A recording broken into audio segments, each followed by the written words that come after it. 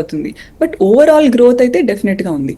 Right అండి. రవికుమార్ గారు, sir sir చెప్పండి sir, post paid homes trend ఎలా ఉండబోతుంది ముందు ముందు? అంటే యాక్చువల్ గా మన వాళ్ళందరూ కూడా చెప్పారు బ్యాంకర్స్ గురించి. కానీ బ్యాంకర్స్ ఏం చేస్తున్నారంటే వాళ్ళు మార్టిగేజ్ చేసుకున్నటువంటి విల్లాస్ మనం చూస్తున్నాం కదా, మార్టిగేజ్ చేసిన విల్లాస్, మార్టిగేజ్ చేసుకున్న హౌసెస్ ఏదైతే ఉన్నాయో, when ever bank is extending loans, అవి ఏమేంటి అనేది పబ్లిక్ కి తెలియపరచట్లేదండి. దాని వల్ల ఏమవుతుందంటే మార్టిగేజ్ ఫ్లాట్స్, మార్టిగేజ్ ప్లాట్స్ మీద కూడా అగ్రిమెంట్ ఫర్ సేల్ ఎంటర్ అయిపోతున్నారు బిల్డర్స్, డెవలపర్స్. ఇది ఒక side.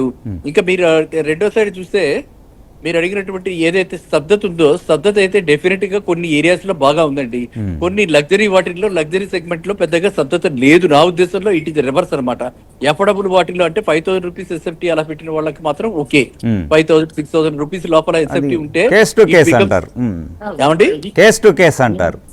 Case to case, area to area and depending on the price అండి. అండ్ ఫస్ట్ హోమ్ బయర్స్ అయితే వాళ్ళు బాగానే మక్కువ చూపిస్తున్నారు. ఐటీ ప్రొఫెషనల్స్ చాలా భయపడుతున్నారు బికాస్ ఆఫ్ లే ఆఫ్. అందువల్ల కొత్త ఇన్వెస్ట్మెంట్స్ రావట్లేదు. రైట్. అయితే ఈ పోస్ట్ పెయిడ్ హోమ్స్ గురించి మనం మాట్లాడుతున్నాం సార్, దాని గురించి చెప్పండి మీ ఒపీనియన్. పోస్ట్ పెయిడ్ హోమ్స్ అంటే యాక్చువల్ గా ఇది కాన్సెప్ట్ పేరు అయితే మార్చారు తప్ప కాన్సెప్ట్ ఇదివరకంటే పాతదే old concept, old wine new bottle లాగా తీసుకొచ్చారు. పోస్ట్ పెయిడ్ హోమ్స్ కి చక్కటి డిమాండ్ ఉందండి. అది మాత్రం different. Post paid homes different ఉంది దాని డిమాండ్. Right sir. శ్రీనివాసరావు గారు, రాబోయే 5 years లో ఎట్లా మన మార్కెట్ రియల్ ఎస్టేట్ ఎలా మౌల్డ్ కాబోతుంది అంటారు? 5 years సార్, మనకు వచ్చే ఇన్ఫ్రాస్ట్రక్చర్ ని బేస్ చేసుకుని ఇప్పుడున్న గ్రోత్ రేట్ చూసుకుంటే ఇన్ఫ్రాస్ట్రక్చర్ మార్కెట్ అప్వర్డే ఉంటుంది. సేల్స్ ఎలాంటి ఇబ్బంది ఉండదు. కానీ రవికుమార్ గారు చెప్పిన దానికి ఒక చిన్న క్లారిఫికేషన్ ఇక్కడ. మనకు దగ్గర 4,000+ బిల్డర్స్ ఉన్నారండి హైదరాబాద్ లో, రిజిస్టర్డ్, అన్రిజిస్టర్డ్ అందరూ కలిపి. ఎవరో ఒకళ్ళో ఇద్దరో ఏమైనా మార్టిగేజ్ ఫ్లాట్లు అగ్రిమెంట్ చేసి ఉండొచ్చు.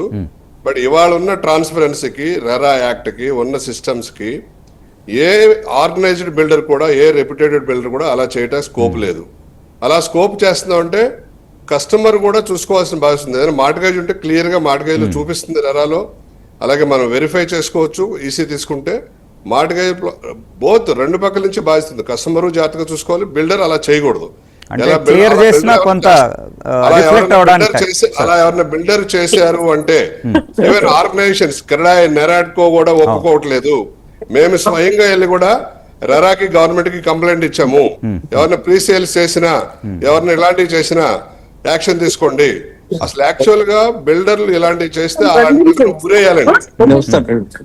ఎవరైనా బిల్డరు పర్మిషన్ లేకుండా ప్రీ సేల్స్ చేసి ల్యాండ్ లేకుండా అమ్మే వాళ్ళని హ్యాంగ్ చేయాలి. అట్లాగే కస్టమర్లు కూడా కోఆపరేట్ చేయకూడదు. అలాంటి రవికుమార్ గారు లాంటి విశ్వనాథులు కూడా వాటిని ఖండించాలి. అలాంటి ఖండించినప్పుడే మనం ఈ ఆర్గనైజేషన్, మనం ఆర్గనైజ్డ్ సెక్టర్ లోకి తీసుకురాగలం, ట్రాక్ లోకి తీసుకురాగలం. సార్ ఒకటి మీరు చెప్పింది చాలా కరెక్ట్. మాలాంటి వాళ్ళందరం కూడా మేము అవగాహన క్రియేట్ చేస్తున్నాం కాబట్టి మేము ఎవరికి అమ్ముడు పోకుండా whenever we talk different analyse చేసి మేము మాట్లాడి చెప్తాం. కాబట్టి ఎందుకంటే రియల్ ఎస్టేట్ అన్నది ఏంటంటే మనకి ఆ రియాలిటీ క్లోజ్ గా ఉండి అందరికి నమ్మకం కలిగిస్తేనే దీనికి ఫ్యూచర్ ఉందండి. భవిష్యత్తు కావాలి మనకి, తెలంగాణకి భవిష్యత్తు కావాలి, రియల్ ఎస్టేట్ కి డెవలప్మెంట్ కి భవిష్యత్తు కావాలి. కాబట్టి మేము ఖచ్చితంగా గట్టిగా చెప్తున్నాం అనమాట. ప్రతి వీడియోలో కూడా మీరు చూడొచ్చు అప్రూవల్స్ ఉన్నాయా లేదా, ప్రమోటర్స్ ఎలాంటి వాడు, ఇవన్నీ చూసుకోమని చెప్తున్నాం. కానీ మరి ఏమవుతుందండి, సామాన్య మానవుడు టెంప్ట్ అవుతున్నాడు. మనం ఏం చేస్తాం దానికి? షుగర్ కోటెడ్ ఆఫర్స్ కి అట్రాక్ట్ అవుతున్నారు. You are right. Sugar coated offers కి అట్రాక్ట్ అవుతున్నారు. సో అది బోత్ సైడ్స్ నుంచి ప్రివెంట్ చేయాల్సిన అవసరం ఉంది. అందరం కలిసి కన్స్యూమర్ రెస్పాన్సిబిలిటీ లేదండి చెప్పట్లేదు. బట్ యాజ్ బ్యాంకర్ గా బిల్డర్స్, కన్స్యూమర్స్, మనలాంటి మీలాంటి సోషలిస్టులు, మామూలుగా యాక్టివిస్టులు అందరూ కూడా కలిసి చేద్దాం. అది ఇప్పుడు చాలా వరకు కంట్రోల్ అయింది, ఇంకా కూడా చేద్దామండి. ఇది మనందరి బాధ్యత. తెలంగాణ పేరు నిలబెట్టాల్సిన బాధ్యత మనదే. అందువల్ల అంతే తప్ప నాట్ టు అఫెండ్ ఎనీవన్. ఓకేనా? అవునండి. చైత్ర గారు, ఇప్పుడు చూసుకుంటే యూత్